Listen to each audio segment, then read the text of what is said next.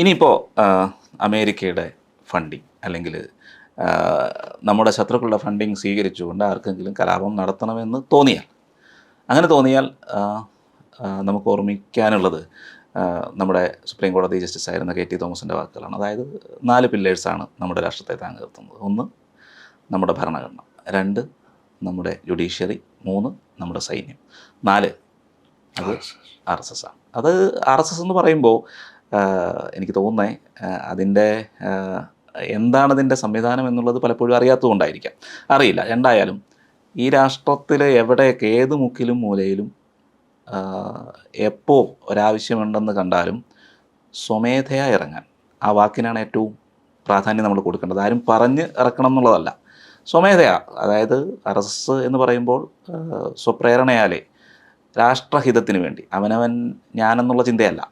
അപ്പോൾ അങ്ങനെ ഇറങ്ങാൻ കഴിവുള്ള കോടികളാണുള്ളത്. അങ്ങനെ ഇറങ്ങാനായിട്ട് അത്രയും അംഗബലമുള്ള ലോകത്ത് ഏറ്റവും വലിയ സംഘടനയാണ്. അപ്പോൾ ഈ 4 സംവിധാനങ്ങളെ തകർത്തിട്ട് വേണം ഇവിടെ ഈ ജനാധിപത്യത്തെ ഇല്ലാതാക്കാനും അല്ലെങ്കിൽ ജനാധിപത്യപരമായിട്ട് അധികാരത്തിലേറിയ ഭരണകൂടത്തെ പുറത്താക്കാനും കഴിയും.